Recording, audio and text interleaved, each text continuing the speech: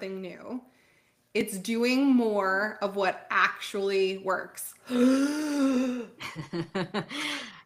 And everyone here has probably heard this before, but we're going to shift it today into a new way of thinking and doing more and simplifying, as usual, is what we bring, simplifying how to focus on what actually works.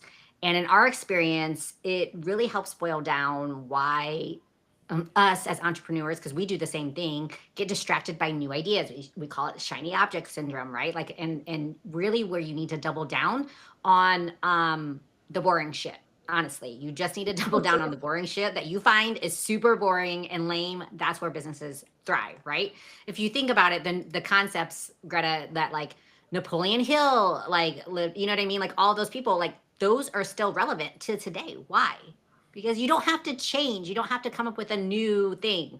Stop focusing on shiny object syndrome. We're gonna, if that is you today and you have that disease, we will help you with that today. So, and then help you identify those constraints and those bottlenecks in your business and how to avoid what Alex Hormozi calls like, I mean, he has a term for this, but I guess like it's going from like staying in optimism versus going back into the despair cycle that keeps getting you stuck in that constant loop that you have, that so many entrepreneurs do, and then they go into this spiral. So in today's episode, we're going to show you how to spot those hidden constraints, bottlenecks in your business, which a lot of times that bottleneck is you, and we're going to show you how it's you and how to squeeze out every drop of what's working, right? Maximize actually what's working, simplify it, and avoid that shiny object syndrome. So that way you can scale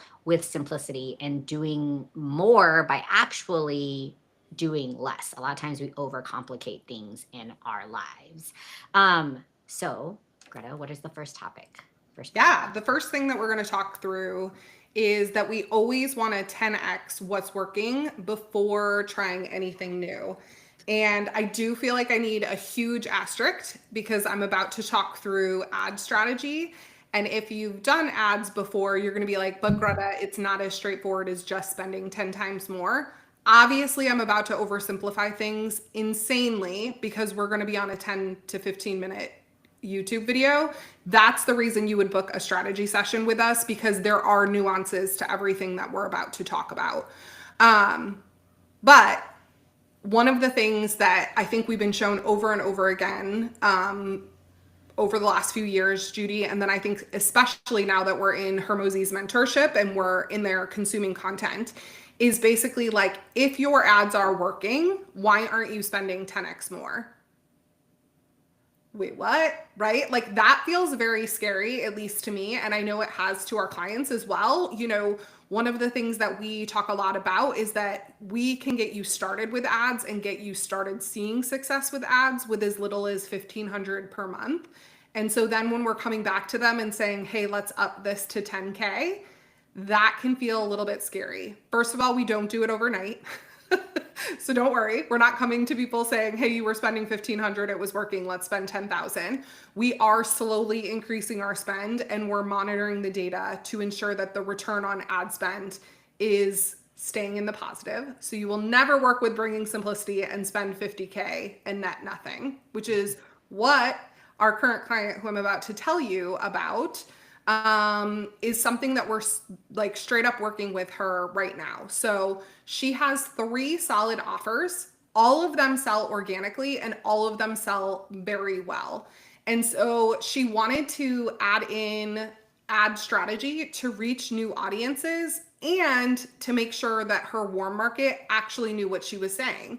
You guys all know we talk about the algorithm here all the time. She has a ton of followers, and she thought that she had actually sold to all of the followers who would buy. But over the last couple of weeks, we have definitely proved that was not the case. She's seen almost 100% increase in sales from her warm market, which is just bananas.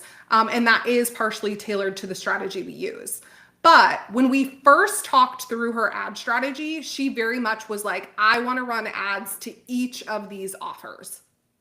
I am very much of the Let's get one part of the funnel, one part of the sales strategy, one part of the ad strategy dialed in before we add more variables that we can't control, right? So we decided to focus on one offer. It's her favorite of the offers. It also had a really high conversion rate organically. And over the last month, we have seen extreme success with it. So, as I was talking through kind of an adjusted ad strategy, I said we could very easily add in your other two offers and start to figure out how they would convert. However, before we add more variables into this pot, before we add more things that we have to figure out, let's push this, let's optimize this to the maximum. And so ultimately, we are focusing all of her ad spend that's going direct to sales on her one offer. And we have consistently day over day seen more sales as we put more money in. Is that always the case? No. Again, huge asterisk. There's going to get to be a point where it levels off. And at that point, we'll introduce the new offer and we'll start to figure out other ways we can bring money into her business. So here's the thing. It's really easy to get excited about running new ads and getting new people in your world and testing all of the new creatives and doing more, new. But the reality is it's fine tuning all of the little pieces of each part of the funnel before we move on to the next thing. So the boring thing will always beat the exciting thing every single time. And so you got to stay the course with the boring thing. Yeah, for sure. And Greta, I love, so like something that I think happens, and I think it's like, I don't know if we're taught this at a young age. And a lot of times we're primed from a very young age of like, I remember Greta, and even I just came from a conference, right? And we try to correlate like this relates to this, meaning a lot of people think like we are told to diversify our finances. We're told to diversify our portfolio. And so we think, we should diversify our ads by running ads to every single offer we have. And really, it's doubling down on one core item. And you're going to get so much data, Greta, like the data that you get from that one thing to allow you to get the confidence to 10x. If you're thinking right now, you're like, I've never experienced that before, it's probably because you haven't spent enough time. Another thing is the time it takes to sit in that one offer to gather enough to 10x it, right? And so working with people to like Greta and I to help you is where you start seeing that, because a lot of time we can't sit in our own things, and we teach you how to run your own ads and do exactly what Greta just told you. But sometimes when you don't have a third party coming in and seeing that, it's really, really hard to see, oh, I can 10x it. And if you can't, if you're uncomfortable with 10xing it, you start by, like Greta said, you start by like 2xing it, 3xing it, and we work you up to that. Yeah. And so point two is the next one. Some of you guys aren't going to want to hear this, but the next constraint, the bottleneck, is the real problem. And like I said at the beginning, a lot of times that problem is you. And by the way, if anything that we've said resonates with you, please like and subscribe to our channel so that way we can keep producing more content and we know what you actually like, so we can keep fostering those topics for you for our episodes on YouTube. If you can't 10x your business right now, the constraint is you got to find the constraint, right? And so it's going to be you. I'm going to be honest. It's you in some way, shape, or form. It's always you. It's always you. Even with Greta and I, it's like, it's us. Like if there's a problem in our business, I'm like, what are we doing wrong? Initially, I'm like, we're doing something wrong. So the other though, constraint is typically what we hear is when people come to us is, I don't have time to learn ads. I don't have time to run ads. I don't have time to create ad creatives. I don't have time to record ad scripts, right? And so how do you quote unquote buy back your time? We all know and have read that awesome book. And one of those ways is you do a time audit on where you're actually spending your time. And then you decide, hey, what am I going to delegate and hire out? And if that sounds scary to you, because that used to be super scary to us, just know when we delegated and hired out and did a time audit, we were able, Greta and I have been able to grow 3 businesses to 7 figures in under 1 year with at least 40% profit. So if that sounds scary to you, the I bet what sounds super desirable to you is scaling a business to 7 figures. And if that's not a goal of yours, if it's 6 figures, it's whatever, it's the same thing. So we were able to build 3 7-figure businesses by doing a time audit, by learning what to delegate. But we didn't do it alone, and we made a lot of mistakes. So we created this guide to help you decide. We actually know these are the like every single business we scaled, we're like, what did we do correctly? Like, what did we do correctly? We served the constraint with hiring these 3 VAs. And so go to bringingsimplicity.com/VA. If you want that guide, that free guide on exactly what we learned to scale those businesses to 7 figures. And so once you do that audit, you decide who it is that you want to delegate. Then you basically, task out for those VAs. And by the way, our guide kind of walks you through how to decide even how to which primary tasks are the ones that you're going to want to delegate out to. So we've done all of the work for you. And this constraint is going to help you. Like, think about if you were able to be like, oh yeah, like you don't have to spend the time on what it is that they're going to do. You know exactly, like, these are the 3 roles. This is exactly what I'm going to do. And then you don't have to worry about creating that ad creative, because we know that like these VAs can do that for you. They know they can go in. You don't need a fancy, like, Meta is it's so much easier now to navigate with AI and the way everything's set up, and for you to be able to manage that, you can delegate everything to a VA. So a lot of it is getting your knowledge in, all of the knowledge that you have, and finding someone to delegate and hire that out to. So another thing I want to say is, as you're thinking about this, because a lot of times people get to this point, Greta, like I think this is the loop. They're like, I was going to say, and we've done it so much into point 3. Don't right. worry. And we've done it. And, but they're not willing to fix it. So what happens is you say, no, I'm not going to hire a VA. So then you go back and you do the whole shiny object syndrome. Like, I'm going to try what Susie's doing over here in her business. She says that this is it. And it's like, no. Susie's not telling you that she's got 5 VAs working in the background, tracking her KPIs and creating graphics for her while she's able to be the content master of her, entire business, because you should mainly be working on content. She has the capacity to focus on the revenue generating things, which is to get you to opt into her offer, which is something that you're not able to do because you have shiny object syndrome. When if you just hired one of these 3 VAs, you would be able to buy back your time and at least 2x your business, if not 10x it. And so Greta's going to walk through that loop, because we've gone through it multiple times. And so that way you don't have to.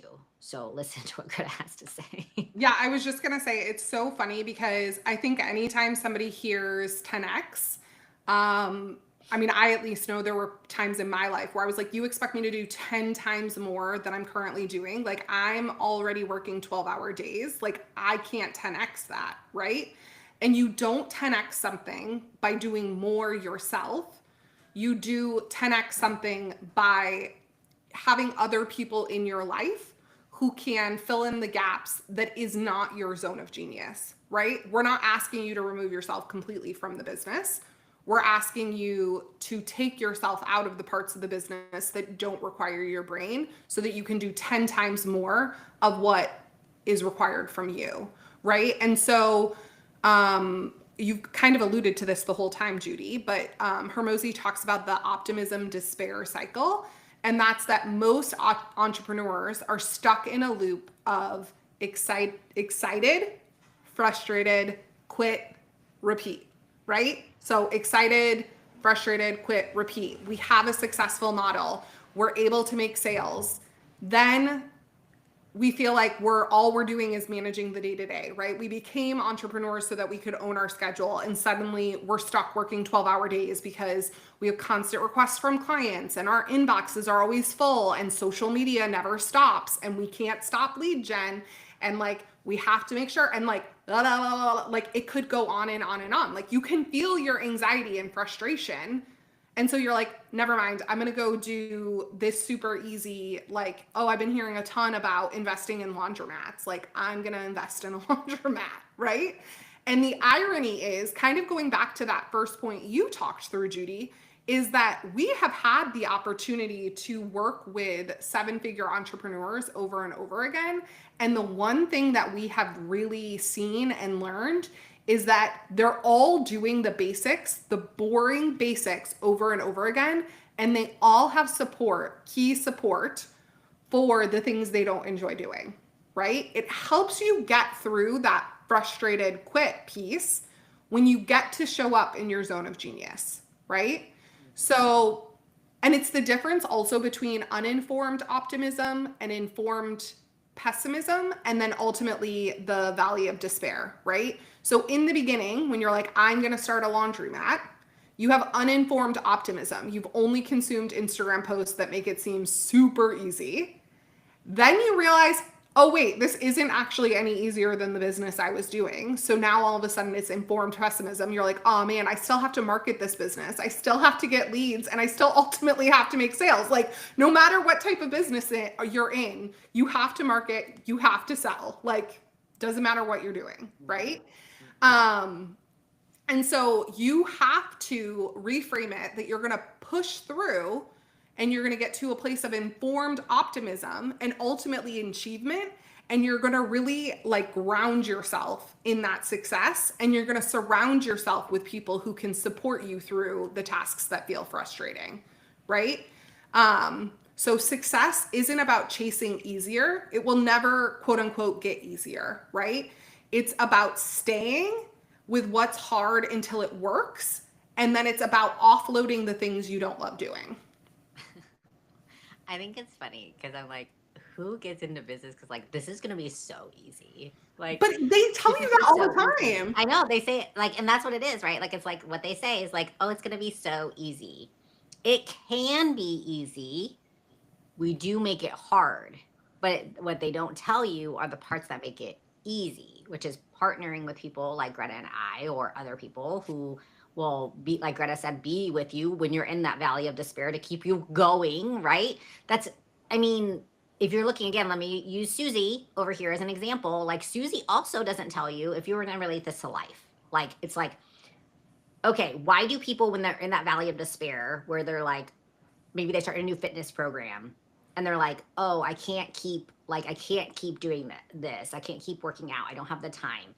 Well, Susie's also like hiring a meal prep person, or having her groceries delivered, or having a cleaner come, or having, you know what I mean? Like there are things that Susie's doing, and those are the equivalent things to the 3 VAs that I talked about earlier, who are going to help you in your business. You need the same thing in your personal life, and you need the same thing in your business. And so once you figure out how to get out of that, that's where the true entrepreneurs come to life, is in that valley of despair. And so that's where you earn it. And so we've talked a lot about staying the course. It's probably not anything new that you've heard, but maybe it's a different way of hearing it.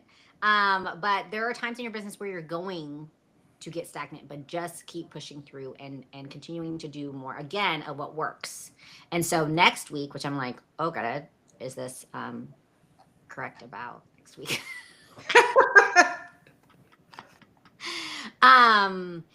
And so next week is going to be about how, I mean, the stuff that people don't want to talk about, like kind of what we just kind of ended with, where is like, there are times in business in that valley of despair where things are like stressful. It's hard. Like there's times where you're like, I just want to throw my laptop out the window. I just want to like end my business. I want to shut it all down. This isn't working. Like it works for everybody else, but it's not working for me. And we're going to help you kind of work through those business stress points, downfalls. I was going to say, and I feel like if there was ever an episode for you guys to tune into from the mindset piece, not to toot our own horns, but having grown multiple businesses to 7 figures in under a year is not for the faint of heart. there is a certain level of like constant pace, constant pedal to the metal, constant just like driving into what's working and figuring out what's not, at a level and a pace that most people do not experience. For those of you who heard my call with Hormozi, he literally said, we are masochists for pain. So clearly we have learned to handle the stress and other pieces. And we're not saying you have to learn to handle it the level we do, but I would definitely say that the things that we have put in place have made it possible for us to continually do it over and over again. Yeah, 100%. So learn from us. All right, see y'all next week.